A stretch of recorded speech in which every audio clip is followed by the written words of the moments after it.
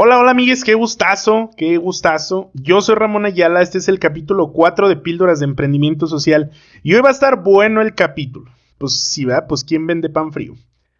Además de compartirte las noticias más relevantes y relacionadas con Agenda 2030, que por cierto, ahí va la alerta de spoiler. Renuncia la directora de Agenda 2030 en México, pero ahorita platicamos de eso. Te voy a compartir también una metodología muy simple para que puedas costear productos y servicios de una manera práctica, sin rollos teóricos y contables, y además muy orientado a empresas sociales. También te voy a compartir una herramienta digital para que puedas medir el impacto de tu emprendimiento, tu empresa, tu proyecto, tu organización o lugar donde trabajas, tanto en el medio ambiente como en tu comunidad, con tus trabajadores, clientes, etcétera. Está buenísima esa herramienta. Te voy a compartir también en la píldora de inspiración el caso de Pachama, una empresa que utiliza la inteligencia artificial para reforestar bosques y recuperar los ecosistemas en diversas partes del mundo. Bienvenida y bienvenido y nos arrancamos.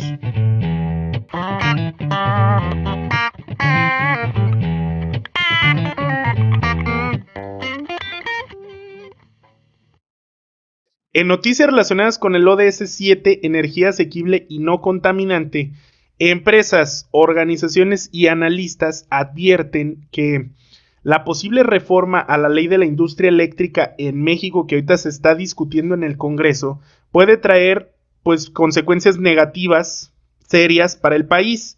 El 1 de febrero el Ejecutivo mandó esta iniciativa a la Cámara de Diputados y que tiene como un principal propósito general el favorecer a Comisión Federal de Electricidad frente a las demás empresas privadas que representan una competencia para esta empresa paraestatal.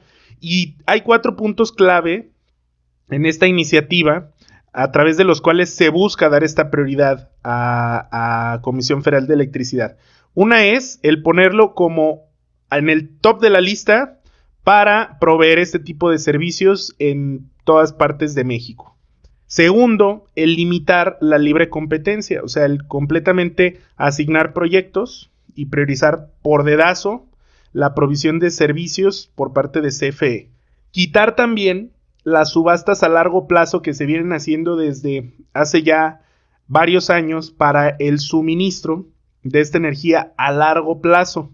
O sea, el no dejar que otras empresas también puedan participar en estas licitaciones, subastas. Y la cuarta, como sucedió justo en el Naim, en el aeropuerto de Texcoco, que fue la primera iniciativa que echó para atrás el actual presidente Andrés Manuel López Obrador al entrar al poder, que se revisen los contratos para ver pues qué obras, qué proyectos van para atrás y qué otros pudiera que siguieran adelante.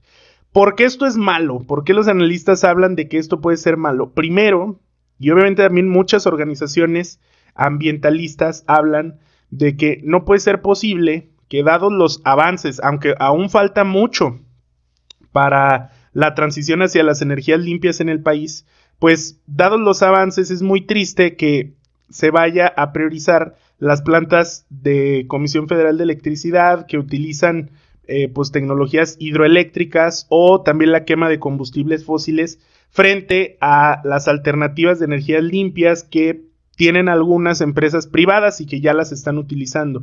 También que puede darse, como sucedió en algunos casos con el aeropuerto de Texcoco, pues el incumplimiento de contratos o el echar para atrás contratos que también puedan representar un costo muy fuerte para el gobierno. También se advierte que esto puede representar un monopolio público, o sea, al no dejar entrar a la competencia para poder dinamizar al sector. Y, pues obviamente, que esto da una señal muy alarmante para el sector privado que está buscando invertir en las energías limpias, ¿no? Es un retroceso de alguna manera con el tema de energías limpias. Pero bueno, sabemos que el año pasado Andrés Manuel López Obrador llamó ventiladores a los generadores eólicos en La Rumorosa y que pues no trae pues muchas ganas de empujar iniciativas hacia las energías limpias, pero bueno, vamos a ver qué pasa, ¿no? Y obviamente también los directivos de Comisión Federal de Electricidad se han defendido en esta discusión que está llevando a cabo la Cámara de Diputados y hablan de dos puntos principales. Uno es que, dada la reforma de Peña Nieto, la mentada reforma energética, pues muchas empresas entraron en un juego también de competencia desleal desde esta reforma, y pues también que el gobierno ha tenido que subsidiar en muchísimos casos con muchísimo dinero y muchísimo presupuesto del erario público para poder mantener a este tipo de empresas que están pues también en el sector. Por ahí encontré un artículo en Forbes que habla de que en un informe interno que hicieron en la Cámara de Diputados se habla de que esta posible reforma afectaría a cerca de 105 contratos, proyectos, pues que están en juego y que ascienden a un monto de más o menos 451 millones de pesos. Pero a pesar de esto, AMLO ya dijo que no va a mover ni una sola coma de esta propuesta de iniciativa. Entonces, pues vamos a ver qué sucede y esperemos que esto se resuelva no a favor de alguna de las partes involucradas, sino a favor de México y a favor del uso, el empuje y el impulso de las energías limpias en el país, por el bien de México y el medio ambiente. En noticias relacionadas con Agenda 2030 en general, el chisme de la semana, Gema Santana, quien dirigía hasta pues, días pasados la oficina de Agenda 2030 desde la presidencia de la República, desde el gobierno federal en México, presentó su renuncia. Y pues a través de un tweet, a través de Twitter, hizo de conocimiento público esta noticia, esta decisión, y primero agradeciendo a Alfonso Romo, que fue quien la invitó y le dio la confianza para dirigir esta oficina durante su gestión, y deseando éxito a Tatiana Cloutier, que pues es la nueva secretaria de Economía. ¿Qué es lo chistoso o lo que enciende el foco rojo a partir de esta noticia? Que pues Gema, en este anuncio que hace a través de las redes sociales, no comenta quién va a ser la persona que toma la batuta después de su salida en esta oficina de Agenda 2030. ¿Cuál es el riesgo? Pues que los proyectos vayan a quedar bailando y que, como ha sucedido en muchas otras áreas, en muchas otras oficinas del gobierno, por ahorrar, lo digo entre comillas, pues se vayan a descuidar todas las iniciativas, proyectos y pues el presupuesto también que está destinado para el fomento de la Agenda 2030 en el país.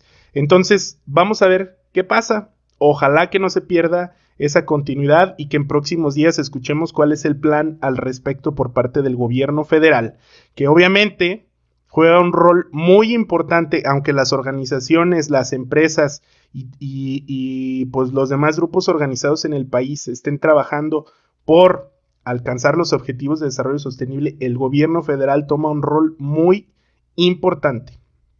Pero bueno, veamos a ver qué pasa.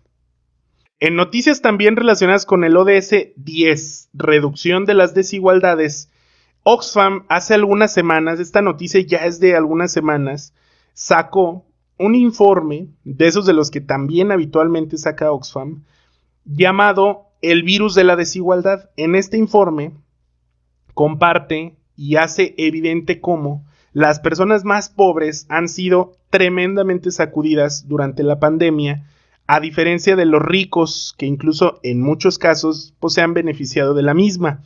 Obviamente esto no va con la intención de radicalizar ni de decir quiénes son buenos y malos. Son simples hechos de cómo las personas más pobres se han vuelto más pobres a raíz de la pandemia y también muchos ricos se han vuelto más ricos. En este informe comparte muchos datos. Por ejemplo, habla de que las mil fortunas más ricas del mundo recuperaron sus pérdidas a raíz de la pandemia en tan solo 9 meses. O sea, en el mismo 2020, las personas más ricas del mundo ya se habían alivianado, como si no hubiera pasado nada. Mientras que las personas pobres les va a tomar hasta 10 años recuperarse de este fuerte golpazo o más. Y pues bueno, o sea, muchos datos bien abrumadores, ¿no? Por ejemplo, que el incremento en las fortunas de los 10,000 millonarios, los 10,000 más millonarios del mundo, podrían bastar para que nadie cayera en situación de pobreza a la raíz de la pandemia o para financiar una vacuna universal para todos y todas. Fíjate este dato, si la tasa de mortalidad de las personas negras y latinas en Estados Unidos, lo ponen como referencia, hubiera sido igual a la tasa de mortalidad de las personas blancas, más o menos se hubiera evitado la muerte de 22,000 personas latinas y negras. Entonces, esto quiere decir, y es evidente, que aún, pues, todo este tema de desigualdad, el acceso a la salud, el acceso a diversas herramientas económicas y financieras para ciertos grupos de personas, es, pues, todavía una amenaza.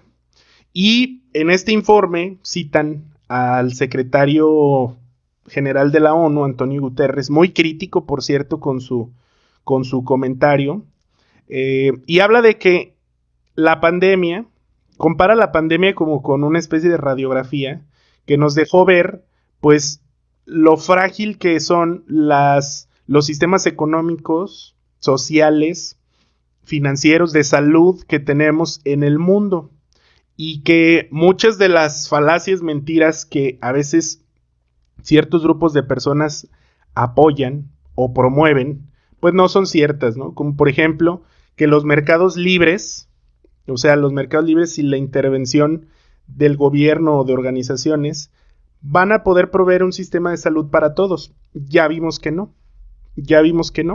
Entonces, también habla de que, por ejemplo, muchas personas luego hablan de que todos estamos en el mismo barco, ¿no? Realmente no, o sea, mientras que muchas personas van en yates navegando por este mar tan complejo, muchas otras van navegando en flotadores, y pues con los sistemas que tenemos económicos de salud no podemos hacer mucho al respecto, ¿no?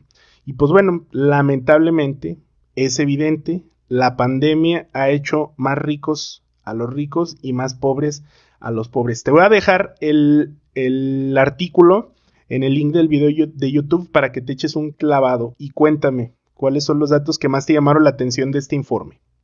Y en noticias relacionadas con el ODS 12, producción y consumo responsable, una excelente noticia, buena noticia para América Latina y el Caribe, que lanzan la primera coalición por la economía circular. Primero, súper rápido, y luego ya haremos un capítulo de píldoras donde hablaremos de qué es la economía circular. Pero de manera general, este concepto busca hacer que los materiales, los recursos que se utilizan para la producción, para crear productos o servicios también, duren la mayor cantidad de tiempo activos en la economía. O que o sea, preferentemente estos materiales que se utilicen para la producción puedan incluso reinsertarse de manera más natural a su origen, ¿no? O sea, que no generen en medida de lo posible basura o impacto al medio ambiente. Evitar los residuos, pues, en medida de lo posible. Y pues obviamente buenísimo este primer paso con la coalición por parte de la región. Y este primer comité, esta primer coalición, la va a presidir Colombia, Costa Rica, Perú y República Dominicana. Están buscando 3 cosas en particular. La primera es eliminar la contaminación radicalmente. 2, la regeneración de los ecosistemas que han sido dañados por pues la producción y el consumo no responsable desde hace mucho tiempo. Y 3, pues todavía proteger los ecosistemas y la biodiversidad que se mantiene después de pues, estas consecuencias tan negativas que hemos visto alrededor del mundo por este tipo de malas prácticas. Se hizo el anuncio de esta coalición en la 22ª reunión del Foro de Ministros de esta región, que fue pues, presidida por Barbados u organizada por Barbados y por el Programa de las Naciones Unidas para el Medio Ambiente.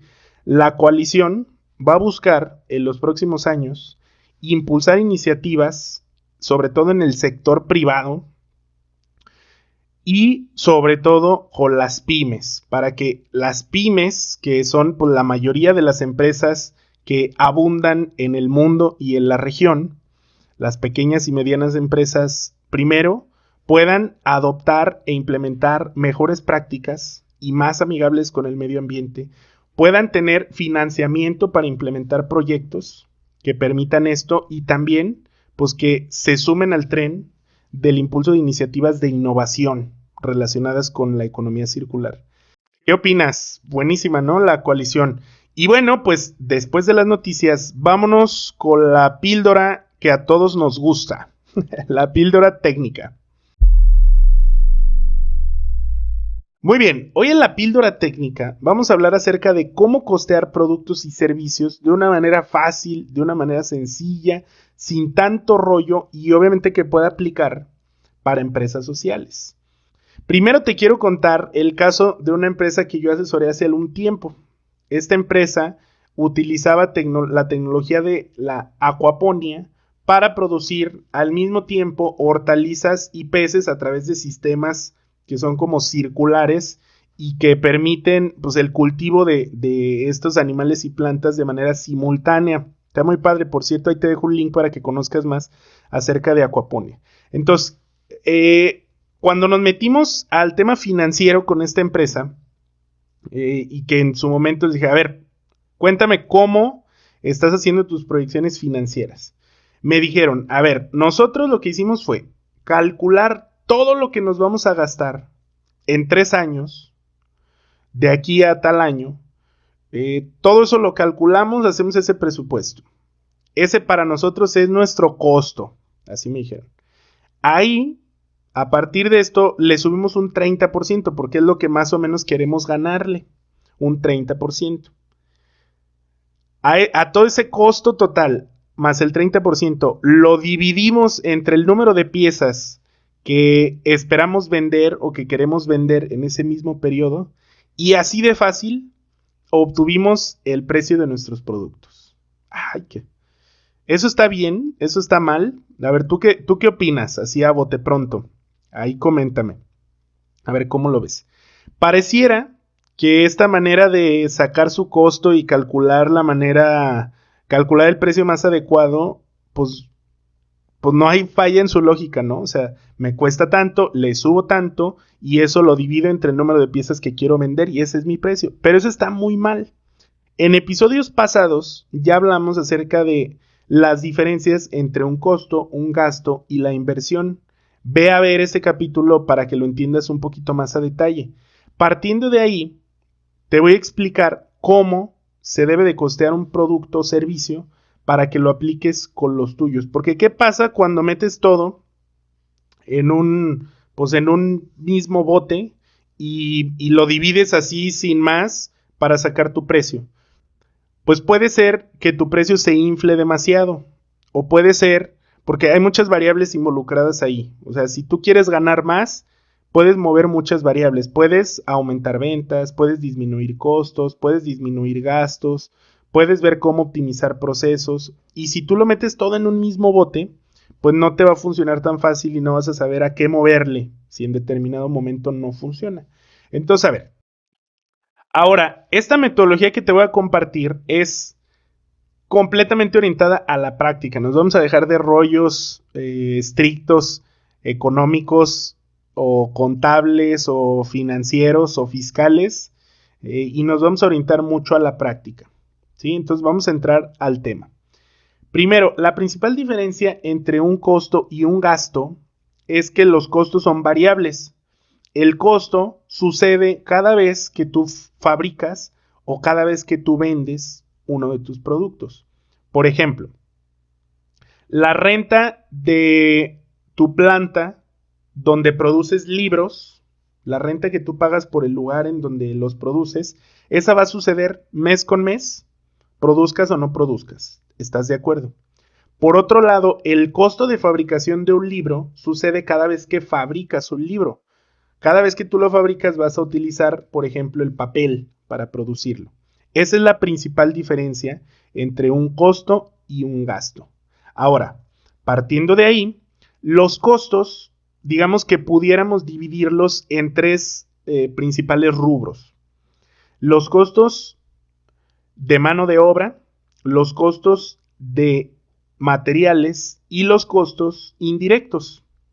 Vámonos primero con los costos relacionados con materiales.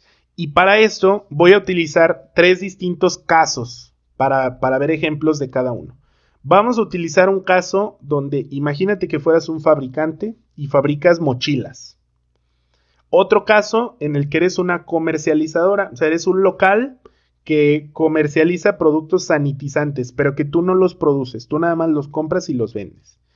Y también el caso de un servicio, como por ejemplo un psicólogo. Imagínate que tú eres un psicólogo, una psicóloga. Entonces vamos a verlo con esos tres casos. Primero, ¿cómo identificar los costos por el concepto de materiales? Para el caso, por ejemplo, del fabricante de mochilas, es bien fácil identificarlos. Es la tela, son los cierres, son los broches, las etiquetas, todos los elementos, digamos, principales de los materiales, valga la redundancia, para tu mochila. Es muy simple reconocerlos, son los materiales principales. Lo mismo pasa en un zapato, lo mismo pasa en una almohada, lo mismo pasa en un libro. Pues en el libro son el papel principalmente, ¿sí? Entonces, ¿cómo identificar el costo por materiales de una comercializadora, por ejemplo? Pues ahí a lo mejor no es material, pero pues es directamente tu producto. El costo principal de una comercializadora es el producto. O sea, en lugar de que costes ahora la tela, los cierres, los broches, el costo, si tú comercializaras, por ejemplo, las mochilas, pues tu costo sería la mochila ya completa. ¿En cuánto te la vende el fabricante? Ese sería tu costo. Y pues lo mismo sucede con los sanitizantes, ¿no? Imagínate que tú vendes botecitos de gel antibacterial. El costo de tu producto es el precio que te da el fabricante, ¿sí? ¿Y qué pasa para el caso de los servicios? Aquí tal vez no aplique mucho, pero sí podría haber algunos casos. Podría ser, por ejemplo, los materiales que utilizas para una sesión. Por ejemplo, imagínate que tú eres psicóloga y tienes un programa a través del cual en la primera sesión tú le vendes o más bien le incluyes en tu paquete una agenda, un diario a tu paciente. Ese podría ser un costo relacionado a materiales, o pudiera ser también indirecto, pero ahorita vamos a aquellos. Entonces, pudiera aplicar en casos así, aunque no tanto, y sobre todo si haces consultas en las que no entregas materiales o algún tema así, pues no aplica tanto. O tal vez, no sé, imagínate que eres un consultor, una consultora, o que creas programas, etcétera, y que cada vez que tú vas a un programa, no sé, aplica que otorgas algún material para tus asistentes, ¿no? Entonces, ese también sería un costo, porque cada vez que tú vendes un taller, una sesión, una consulta, estás incidiendo en ese costo, ¿sí? Entonces, ahí para el caso de los materiales. Ahora, ¿qué es muy importante considerar en este rubro? En los materiales sucede mucho, y hace unos días me lo preguntaba una empresa, una florería que estoy asesorando en un programa, me preguntaba, ¿cómo considero la merma en los materiales? Por ejemplo, me decía, yo compro una cierta cantidad de flores para los modelos de arreglos florales que yo tengo, pero de esa cierta cantidad de flores tengo una merma, ponle tú del 5 o 10%. O sea, el 5 o 10% de las flores se van a marchitar. O no van a salir tan bonitas, o los clientes no las van a querer. ¿Cómo lo considero? Ahí lo que tienes que hacer es, digamos, con el costo de los materiales que sí vas a utilizar, solventar esa merma. Por ejemplo, imagínate, tú compras un manojo de 10 flores a 100 pesos.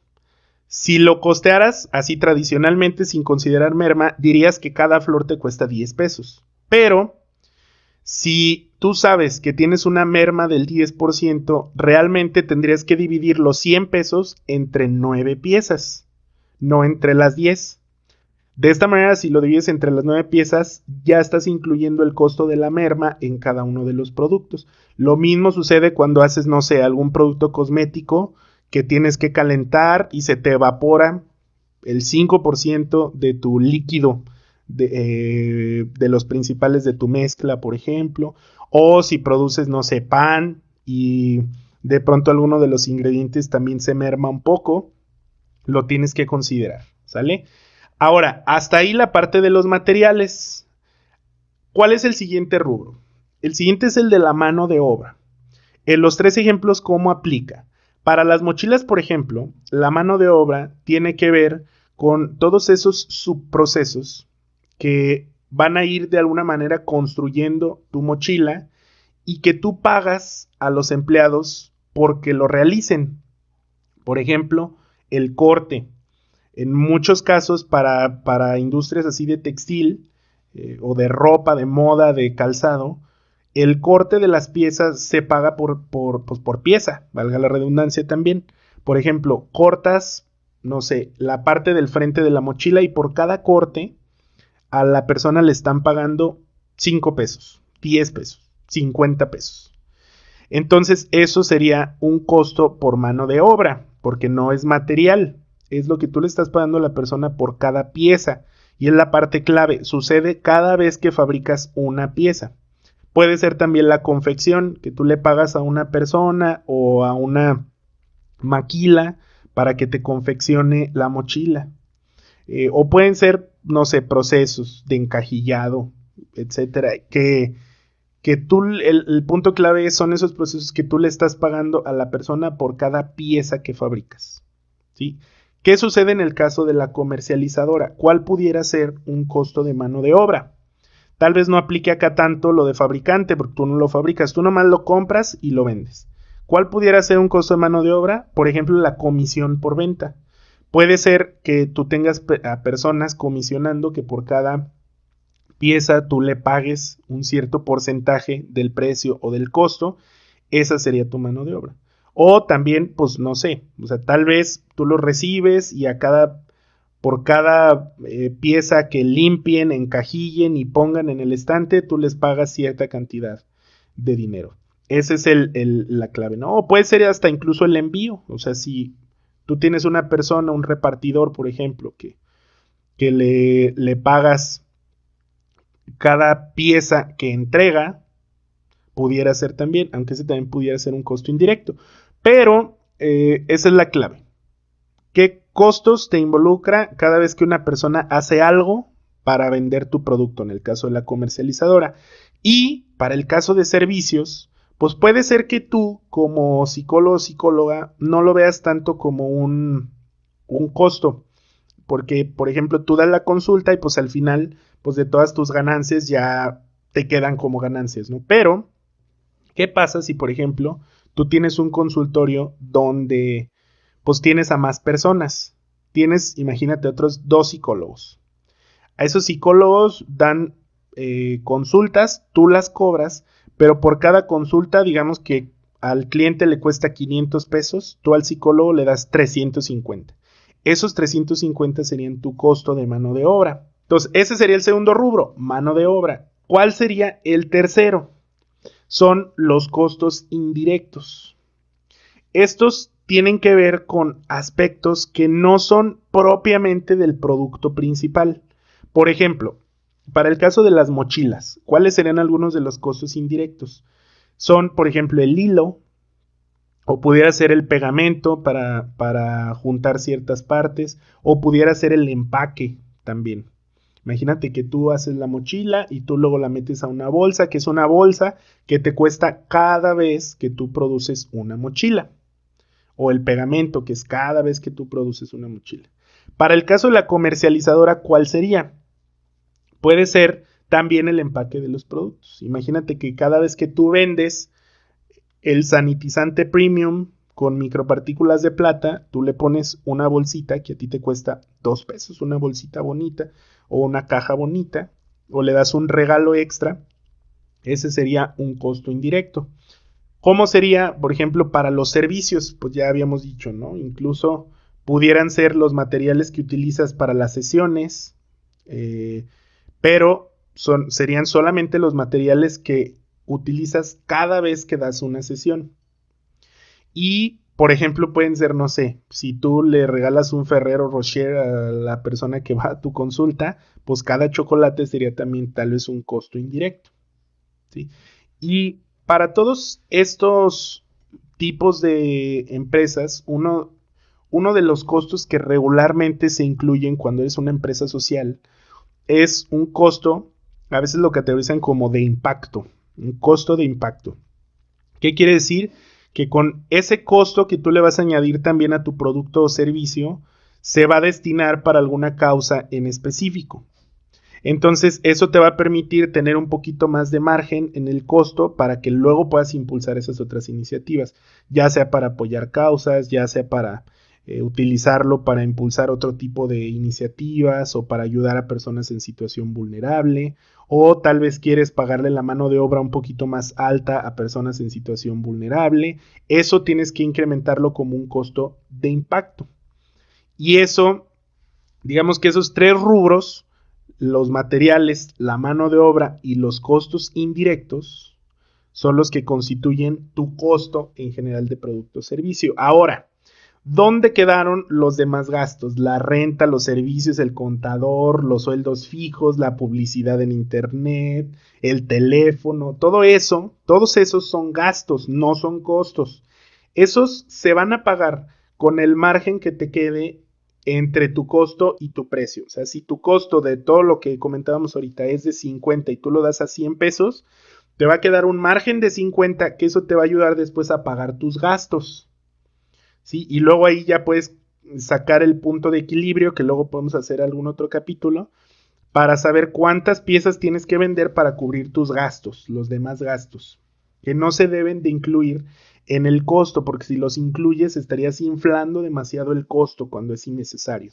A veces tienes que buscar más bien vender un poquito más para alcanzar a cubrir tus gastos, o no sé, disminuir el costo, o puede haber ahí muchas variables que puedes mover antes de inflar tu costo. ¿Y qué pasó, por ejemplo, con todos los demás egresos que vas a tener, por ejemplo, para comprar máquinas, para comprar herramientas, para comprar el mobiliario, la computadora, los celulares, no sé, o sea, el proyector de tu oficina? Esos tampoco son costos, pero tampoco son gastos, esa es inversión. Y esos egresos o ese dinero que vas a utilizar para la inversión, lo que debes de tener en mente es que en algún momento puedes recuperar una parte. Si tú compras una máquina, por ejemplo, esa máquina no es un gasto porque ahí tienes la máquina y la puedes vender y puedes recuperar su valor. Es como si tuvieras dinero ahí parado, ayudándote a producir tus productos o servicios, ¿no? Entonces eso no es un gasto, no es un costo y no lo debes de incluir en el costo de tus productos. Y tal vez ya eso velo con tu contador y demás para que aprendas mucho más. Hay un concepto que se llama depreciación, que habla de que toda la inversión de mobiliario, equipo, herramientas se va reconociendo como un gasto mes con mes, digamos como dividido. O sea, por ejemplo, este micrófono se deprecia, por ejemplo, no sé, en un año. Entonces, mes con mes yo voy reconociendo un mes de ese año en el que se me va a ir depreciando como un gasto. Pero no es parte del costo, no es parte del costo. Entonces, bueno, a manera de resumen, ¿cómo costear un producto o un servicio de una manera fácil? Identifica los 3 principales rubros: materia prima, mano de obra y costos indirectos de fabricación o de comercialización. Con esos, cuando tú lo calcules, vas a obtener un precio o vas a poder calcular un precio de venta, que no debe de ir solo en función a tu costo. O sea, no solo decir como, a ver, esto me cuesta tanto, le subo un 20% y a eso lo vendo. Tienes que tomar en cuenta también cómo están los precios en el mercado. Tienes que tomar en cuenta también tus valores agregados. Más allá de lo que te cuesta, cuál es el valor que le agregas a las personas y eso te puede permitir subirlo un poco más. Yo escribí un blog que se llama Cómo establecer precios para empresas sociales, que te invito a que busques en la página de Richards. Y pues bueno, ¿cómo ves? ¿Te sirve? ¿No te sirve? Cuéntame. Y pues espero que te ayude bastante. Te voy a dejar también una hoja de cálculo de Excel para que es una plantilla que yo he utilizado para costear productos de comida, costear productos más como de fabricación, para costear servicios también. Y espero que te sirva mucho. Y si tienes dudas, ya sabes que siempre me puedes mandar un mensajito y lo vemos, ¿sale? Cuéntame qué tal estuvo esta píldora. Y ahora, después de la píldora técnica, que ahora sí estuvo técnica y estuvo larguita, vámonos a la píldora curiosa. La píldora curiosa es como un ¿sabías qué? Algo así.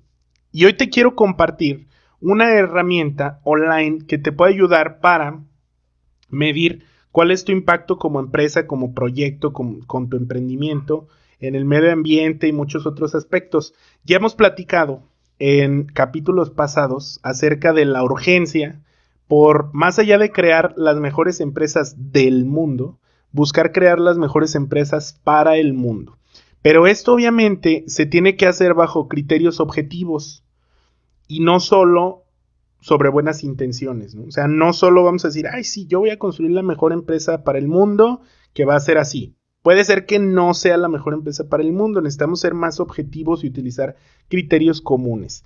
Entonces, Sistema B, que es una organización en Latinoamérica que surge hace algunos años a partir de otra organización global más grande que se llama VLab Global y que fue fundada por María Emilia Correa, Juan Pablo Larenas, Pedro Tarac y Gonzalo Muñoz, busca promover una organización económica en la región que pues, sea mucho más amigable con el medio ambiente, con las personas, ¿no? Con el planeta.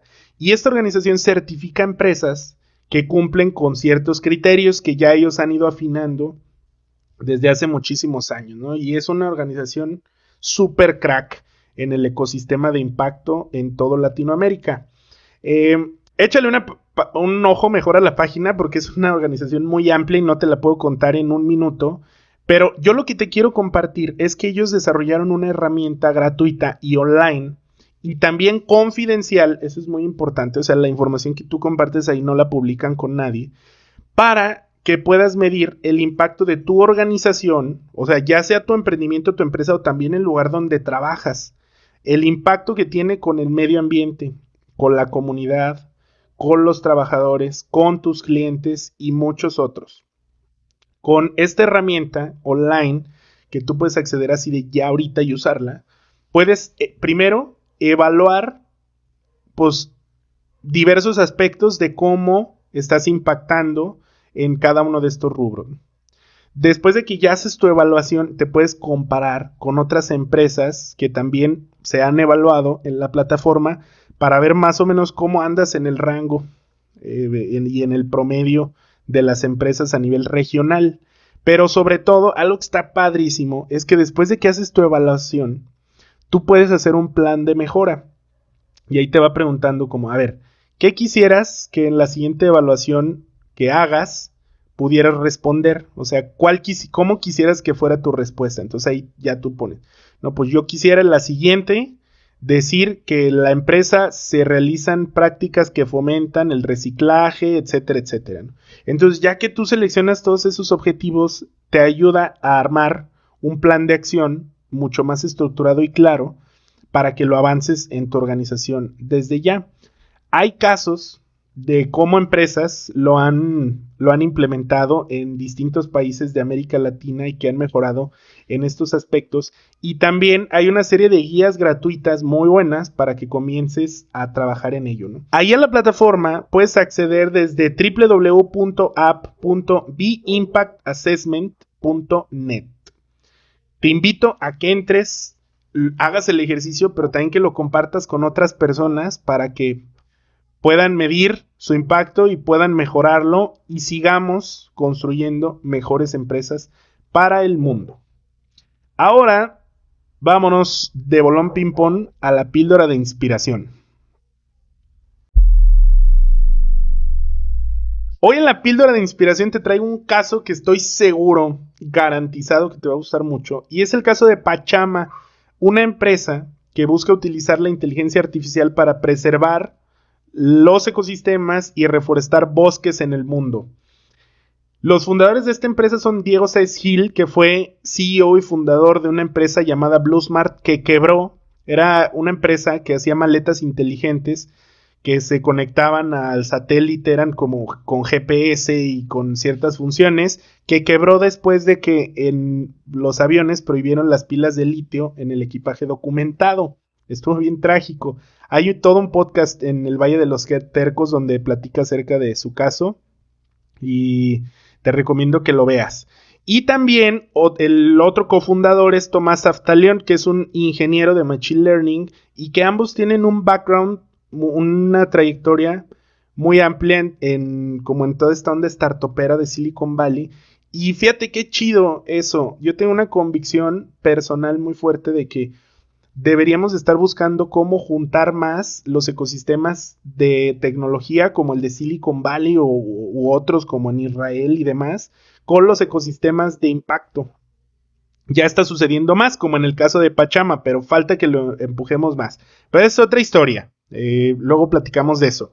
El punto es que esta empresa, fundada por estos dos argentinos, que tienen sobre todo operaciones basadas allá en Silicon Valley, están bien conectados, se dieron cuenta de que había una fuerte área de oportunidad en la compra de bonos de carbono. ¿Qué son los bonos de carbono? A partir del protocolo de Kioto, ya hace algunas décadas, se llegó a un acuerdo de que las empresas que contaminan deben buscar la manera de restaurar ese daño que están haciendo al medio ambiente. Ahora, tengo que hacer una aclaración aquí muy fuerte. También creo firmemente que el cambio respecto a este impacto negativo que estamos haciendo al medio ambiente se va a dar el día que reduzcamos las emisiones de carbono, ¿no? El día que reduzcamos las emisiones de gases de efecto invernadero y que resolvamos todos los problemas que hay. Pero eso no se va a lograr de la noche a la mañana. Para esto, en el protocolo de Kioto a partir de ahí se empezó a utilizar esta herramienta de los bonos de carbono. ¿Qué es lo que buscan? Pues que estas empresas que contaminan por sus operaciones financien proyectos que están buscando reducir en contextos distintos justo pues esas emisiones o también que absorben los gases contaminantes de la atmósfera. Pero para eso, por ejemplo, esto cómo se hace a través de bosques, por ejemplo, o de ecosistemas alrededor del mundo. El problema es que para poder llevar a cabo proyectos certificados como aptos para estos bonos de carbono, pues necesitan tener acreditaciones con estándares internacionales para certificar justamente que sí tienen un impacto en el medio ambiente y que también apoyan pues directamente a comunidades vulnerables y locales en donde suceden este tipo de proyectos. Eso es bien tardado, porque estos estudios para ver si justamente esos proyectos van a tener un impacto positivo, si es un lugar apto, etcétera, etcétera, tienen que ser manuales. Actualmente hay muchas organizaciones que lo hacen, pero lo hacen de manera manual, van en campo y hacen los estudios y les toma tiempo y luego todos los trámites, es un rollo muy burocrático. Entonces está bien difícil. ¿Qué es lo que está buscando Pachama? Pues justamente alivianar o hacer mucho más accesibles este tipo de de compra de bono de carbonos. Ellos lo que hacen es que obtienen imágenes tipo LIDAR. Yo no soy experto en ese tema, fue lo que leí en su página, pero lo que entendí fue que estas imágenes son como obtenidas por tecnologías láser que tienen como una alta eficacia y que las combinan con imágenes satelitales de alta calidad para, primero, identificar cuáles son las características de estos bosques. Segundo, con las características ver, pues, cuál es la cantidad de biomasa en estos bosques o en estos ecosistemas y el carbono que están capturando. Después con esto pueden hacer incluso proyecciones con inteligencia artificial para saber, ok, a ver, ¿qué pasaría con este ecosistema si no se le mete, o sea, si no se implementa el proyecto que se está buscando implementar de aquí a 30 años? Entonces hacen como simulaciones y eso les permite también, digamos, justificar o darle mucho mayor peso a los proyectos que están impulsando. Y finalmente ese tipo de modelos replicarlos en muchos otros contextos. Actualmente, Pachama tiene 23 proyectos con 3 paquetes a través de los cuales tú puedes comprar estos bonos de carbono para apoyar esos proyectos en distintas partes del mundo, tanto en Latinoamérica como en Europa, por ejemplo, y en otros continentes. Tanto tú, como persona mortal, como tú y como yo, o las empresas pueden comprar ya directamente estos bonos de carbonos y o sea, hice como un proceso, no compré, pero hice un proceso en internet y te cuesta hasta desde $50, entonces no es tan caro. Ellos han levantado un muy fuerte monto de capital de inversión en Silicon Valley y pues tienen a personas super cracks en el equipo, ¿no? Ellos hablan en su sitio y tienen doctores, ambientalistas, personas que trabajaron desarrollando cohetes en otras empresas, ingenieros en Machine Learning. Entonces está muy interesante cómo con este proyecto se junta el contexto de las startups de Silicon Valley, empresas escalables que utilizan la tecnología más avanzada para generar productos y servicios con el impacto social. Ojalá que veamos más proyectos así, pues de aquí en adelante, ¿no? Que puedan seguir desarrollando tecnología, pero también que impacten positivamente a las personas y al medio ambiente. Échate el capítulo que te conté al inicio de la píldora en el Valle de los Tercos, donde Diego Sáez habla de cómo funciona Pachama. Y cuéntame, ¿habías escuchado de esta empresa? ¿Qué opinas de su tecnología para facilitar la compra de bonos de carbono? Y bueno, puedes encontrarlos en www.pachama.com. Y después de este caso súper inspirador, vámonos a la píldora de recomendación. En la píldora de recomendación te quiero compartir una película de Netflix que yo vi hace algunos meses ya, que se llama El niño que domó el viento. Esta película está basada en la historia de un chico que se llama William, espero pronunciar bien el apellido, Kamwamba, que nació en Malawi, África. El niño nace en un contexto muy precario en el que pues, se dan distintas problemáticas sociales, había sequías y el gobierno pues como que no le alcanzaba para poder ayudar a estos pueblos, o en la película pareciera que no se les ven ganas, y pues el niño vivía con su hermana, con sus papás, y en algún momento no tuvieron dinero para que él siguiera estudiando, porque ahí en la escuela donde él estaba tenían que pagar como una especie de colegiatura. Como ya no puede seguir estudiando, el niño muy curioso, muy movido, se las arregla para entrar de contrabando y uno de sus maestros que andaba de novio con su hermana le hace el paro para que vaya a la biblioteca. El niño se fascina por un libro de electricidad y el punto es que con esa problemática que ellos vivían de la sequía en la aldea, a él con lo que aprendió en ese libro de electricidad y que vio que su maestro tenía en su bicicleta un dínamo, estos aparatitos que son como inversos a un motor, que generan energía y que se utilizan mucho en las bicicletas para alimentar de luz los foquitos del frente, o sea, con la rueda gira, mueve el dínamo y eso hace que encienda el foco. Se le ocurre hacer una torre con un generador eólico para alimentar una bomba que saque agua de un pozo y así poder regar pues, los cultivos de sus familias, ¿no? Entonces, el niño, pero si le sufre, tiene que super negociar con su papá para que le dé su bicicleta y tomar algunas partes para construirlo. Van a un cementerio de productos y como de basura eléctrica para conseguir piezas. El punto es que al final logra hacer este generador eólico y pues eso trae un cambio drástico positivo a su aldea y muchas personas pueden con eso cultivar y pues trae una transformación impresionante. Después de con esto pues salvar la vida de las personas literalmente porque había muertes a raíz de todo esto, él se convierte en un activista y ahora en la vida real comparte su historia pues con todo el mundo, ¿no? Tiene un par de charlas TED y pues por ahí en su biografía hablan de que ha hecho muchos proyectos similares de fomento de la ciencia, de la educación en comunidades y contextos vulnerables. En el 2013, Williams fue nombrado por la revista Time como una de las 30 personas menores de 30 años que cambiaron al mundo. Entonces sí está muy cañón, ¿no? Ve esa película, te la recomiendo mucho en Netflix.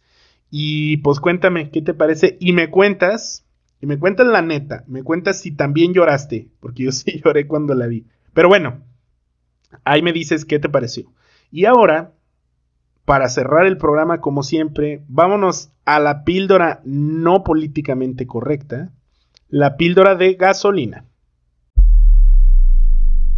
A ver, ahora en esta píldora que se pone buena y ha abierto, ha dado pie a muchas discusiones y pláticas muy padres a través de las redes sociales, vamos a platicar si vale la pena discutir con alguien que no le importa el impacto social o ambiental. O sea, esa clásica persona que te ve y te dice como que, qué hueva con tus cosas, ahí vienes otra vez. O que empiezas a discutir los temas y que te saca datos, quién sabe de dónde, de que lo que estás haciendo está mal o que lo que estás haciendo no es cierto. A veces nos clavamos tanto en este tipo de discusiones que terminamos a veces hasta mal, hasta nos trauma, o sea, hasta nos cisca, como dicen por acá, nos deja resentidos, resentidas. Y pues en lo personal sí me ha pasado mucho que ya a veces hasta ni quieres discutir, ¿no? Evitas a las personas porque sabes que esas discusiones no van para ningún lado y pues si no compartes la opinión, pues mejor bye, no, ni me relaciono, ¿no? Eso, obviamente, cuando atiende a tu salud mental y si te sientes mejor sin discutir, está completamente perfecto porque no es responsable de la manera en la que piensan las demás personas. Pero, obviamente, también es muy bueno compartir nuevos puntos de vista. Y ojalá que tú, que tienes pues, la oportunidad de haber entendido ciertas cosas, de haber vivido con tus proyectos cierta transformación y que tienes todas las ganas por impulsar tus iniciativas de impacto social, pudieras ayudar a otras personas a que lo entiendan. En el curso que lanzamos en Reachers hace algunos meses, que se llama Cómo ser un agente de cambio de alto impacto, por Brenda Villegas, y que por cierto lo puedes tomar gratis ahorita mismo, si accedes a reachers.mx diagonal agente de cambio, ahí ella nos habla de que un agente de cambio tiene una principal característica que detona esa, digamos, ese propósito personal por la agencia de cambio y es el que viven una experiencia transformadora. O sea, las personas no cambian de la noche a la mañana. Las personas tienen que vivir algo para, pues, tener las ganas de cambiarlo. Puede ser alguna dificultad cuando fueron pequeñas, pequeños, o alguna problemática social que vivieron. Regularmente son experiencias que viven en carne propia y eso detona ese sentimiento, esas ganas por hacer algo, por tomar postura, como dice Malala en su libro. Entonces, es muy difícil que una persona que no entiende de manera profunda o en carne propia estas problemáticas, o sea, cambie de parecer de la noche a la mañana, ¿no? Leí también por ahí algunos artículos de revistas de Yale, de Harvard y de otras, de esas donde están los analistas cracazos de psicología, filosofía y demás. Y ahí hablan de que las personas que son escépticas tienen pues algunas características en común. Primero, es que las personas escépticas ya tienen la información. O sea, es muy probable que ya hayan leído acerca de cambio climático, acerca de desigualdad, acerca de problemas de educación, acerca de lo que quieras. La bronca es que tienen una opinión diferente y que cada dato duro o cada evidencia que obtienen real la utilizan a veces a su conveniencia, o sea, utilizan, pero esto tampoco es como que lo hagan de mala fe, sino que inconscientemente hacen eso, ¿no? Es muy difícil que una persona cambie de parecer de la noche a la mañana y toda la evidencia que apunte hacia lo que ellos piensan, la toman y la que no apunte hacia allá, la desechan. Entonces, es bien importante esta parte, con solo darles datos, no es tan probable que cambien de parecer o que vayas a ver un cambio en su actitud. Ahora, ¿qué sí podemos hacer? Quiero compartir algunos puntos que reflexioné bastante también de experiencias propias. Y el primer punto es, no temas al conflicto. Primero, externa tu punto de vista, no te lo guardes, haz justicia a las iniciativas que estás empujando, a la manera en la que piensas, a todo lo que has aprendido y discútelo, o sea, no tengas miedo al conflicto, siempre el conflicto nos puede también detonar cosas positivas, pero el segundo punto es pues que no te hagas tampoco cargo de la responsabilidad de las demás personas, o sea, si tú tienes ganas de compartirlo, compártelo, difunde, promueve lo que tú estás promoviendo, pero no vayas al extremo de sentirte responsable de que tal vez no cambies la forma de pensar de las demás personas. Eso ya no es responsabilidad tuya. Pudiéramos decir que tú cumpliste con tu parte de tratar de solucionar el problema y de tratar de difundir tu causa. Si los demás no lo adoptan, ni pex, vámonos. Pero tal vez un tercer punto es que a veces nos toca, a mí me ha tocado, por ejemplo, dar conferencias en públicos difíciles, donde vas a hablar de la desigualdad en un público que no está tan de acuerdo con ciertos temas, o no sé, X, Y o Z, ¿no? Me ha pasado, por ejemplo, a mí hablar con empresarias consolidadas, que pues en sus empresas buscan como fin último el lucro. Entonces, al momento de que tú hablas de conceptos de emprendimiento social, de responsabilidad social corporativa, los pierdes, o sea, no hay un clic de inicio. Cuando vas a tener una charla, un taller con personas así, pues trata también de buscar cuáles son sus motivaciones. Tal vez desde ahí puedes encontrar pues puntos en común que sí los empujen o detonen el abrirse a nuevas posibilidades, ¿no? Pero también es sano, es muy sano alejarte de las personas tóxicas que no agregan valor a tu vida. O sea, si de plano, tu grupo de amigas o amigos son completamente escépticos o no comparten esa visión y eso te hace a ti sentir mal, yo sí te sugeriría que te des un espacio. No te desgastes, no te enganches de más en conversaciones que tú sabes de entrada que no van a ir para ningún lado. Y pues sí difunde tu mensaje, pero y comparte con las personas, pero si no hace clic, adiós, bye. Cuéntame si tú en algún momento has lidiado. Fíjate que yo he buscado mucho documentación al respecto, no he encontrado. Creo que es un área muy importante que debemos abordar y discutir. Y pues qué mejor que podamos recopilar experiencias tuyas y de la comunidad para saber cómo reaccionar, cómo salir de este tipo de conflictos existenciales cuando suceden. Y bueno, amigas y amigos, este capítulo ha llegado a su fin. Por mí, ya aquí seguía otras 3-4 horas, pero yo sé que los voy a aburrir. Así que pues recuerden seguirnos en Reachers, a través de Facebook, de Instagram, también el canal de YouTube.